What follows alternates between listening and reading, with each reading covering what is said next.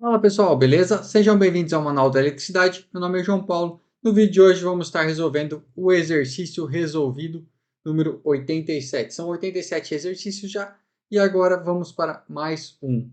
Bom, primeiramente começar aqui lendo o que o exercício fala. Mas antes de começar, se você ainda não é inscrito no canal, já se inscreve, ativa o sininho para receber as notificações e não perder nenhum vídeo. Se ficar com alguma dúvida, deixa nos comentários ali que eu tento te ajudar. Então vamos lá. Uma carga elétrica trifásica conectada em estrela. Eu vou marcando aqui as partes que é mais importante, né? Estrela a 4 condutores. 4 fios, né? O que significa estrela a 4 fios? Vou fazer um desenho aqui. Significa o seguinte. Nós temos estrela aqui a 3 fios. Isso aqui é estrela a 3 fios.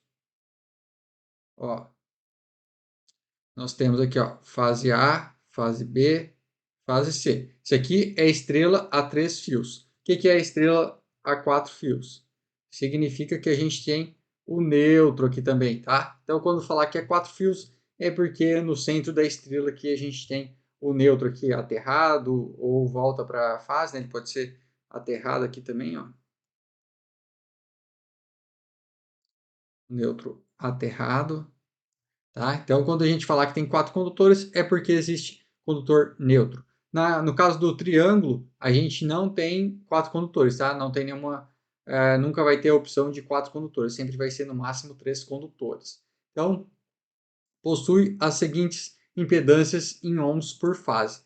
Então, nós temos aqui, ó, em uma fase, a gente vai ter 6 mais J8, na outra fase, a gente vai ter 3 mais J4, e na outra fase, a gente vai ter aqui 1,5 mais J2.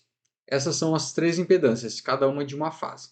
Então, essa carga é alimentada por uma fonte trifásica senoidal equilibrada com tensão de fase igual a 220 volts. Então, vamos marcar aqui a tensão também de fase, né? O que significa a tensão de fase, que é 220 volts? Significa que a tensão é entre uma fase e o neutro aqui, porque a carga está aqui. Então, a tensão de fase, aqui nós temos 220 volts entre qualquer fase e o neutro. Se a gente medir entre as duas fases, aqui, por exemplo, entre a fase B e a fase A, a gente vai ter aqui 380 volts, tá? Então, tensão de fase é a tensão medida na impedância, que seria 220. E a tensão de linha, 380, porque a tensão entre as duas fases, tá?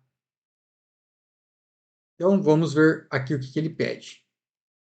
Com base nessa situação, julgue os itens seguintes. A carga é desequilibrada, então ele pediu para a gente julgar todos esses itens. Então, o primeiro item, ele fala que a carga é desequilibrada. Então, esse aqui é um item, carga desequilibrada, mas o fator de potência é o mesmo para as três fases. Então, tem dois itens. O primeiro, ele afirma que a carga é desequilibrada, mas o fator de potência é o mesmo para as três fases. Então, vamos ter que ver duas coisas aqui. Primeiro, a carga é desequilibrada? Então, o primeiro item aqui, né? Então, vamos resolver o primeiro item. A gente vai ver os dois para ver se é verdadeiro ou falso. Então, vamos lá. Como que eu vou fazer para ver se a carga é desequilibrada? Então, eu tenho aqui as impedâncias. Eu vou colocar aqui, ó, chamar de Z1 é igual a 6 mais J8, 6 mais J8. Z2 é igual a 3 mais J4, 3 mais J4.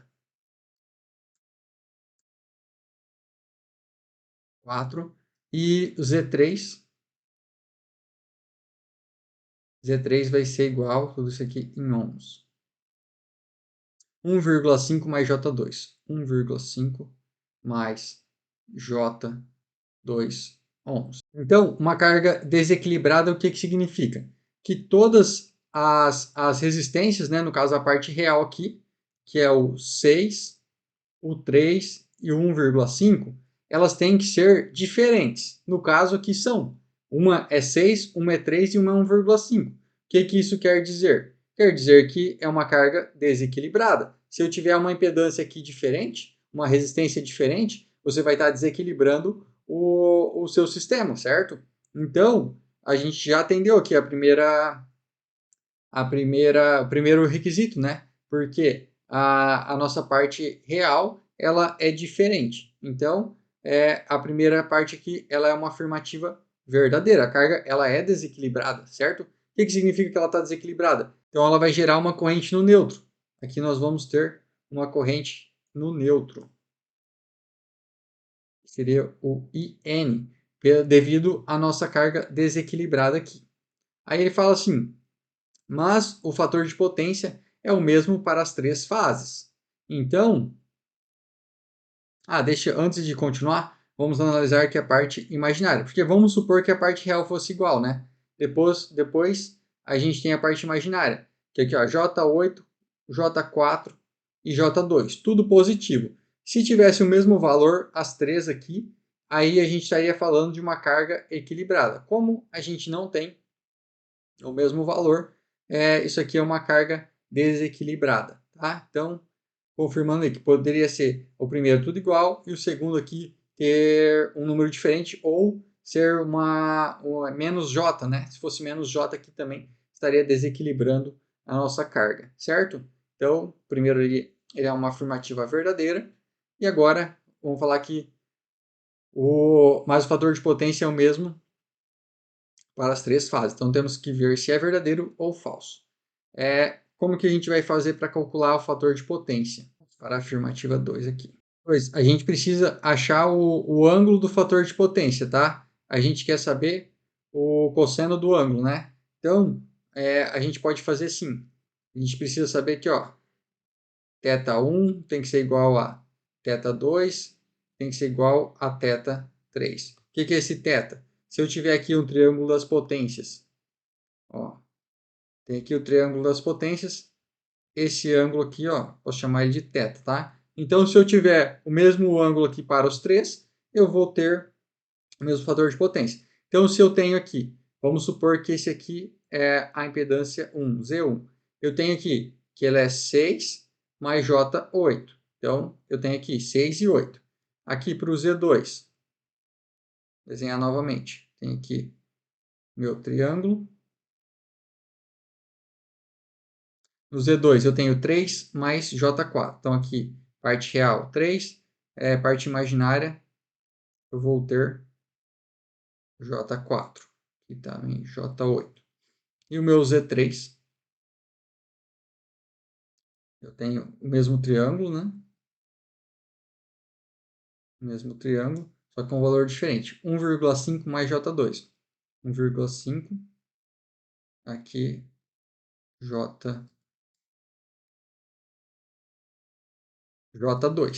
Os valores são diferentes, mas pode acontecer do fator de potência ser igual, tá? Se eu tiver eles na mesma proporção que ele aumentou ou diminuiu, o fator de potência vai ser igual. Então, se a gente descobrir o valor do θ, o fator de potência Fp é igual ao cosseno do ângulo θ. Então, se eu tiver o ângulo θ, cosseno ele sempre vai ser do mesmo ângulo, vai ser sempre igual. Então, vamos lá, vamos calcular aqui o valor do θ1.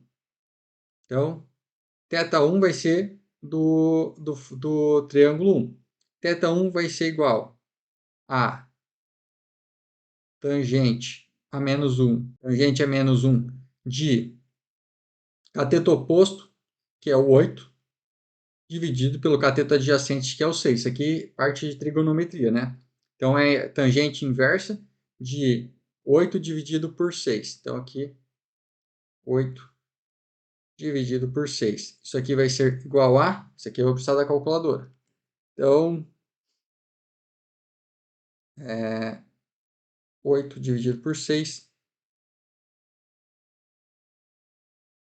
Tangente a menos 1. Vai dar 53,13 graus. Então, aqui eu tenho 53,13 graus. Beleza? Agora, eu vou calcular o θ2. θ2 vai ser igual a tangente a menos 1 de 4. Então, vou pegar aqui o 4 dividido por 3. De 4 dividido por 3. Isso aqui vai ser igual a... Então, 4 dividido por 3, tangente a menos 1, 53,13 graus. 53,13 graus. E agora, meu θ2. Isso aqui vai ser igual a J2 dividido por 1,5.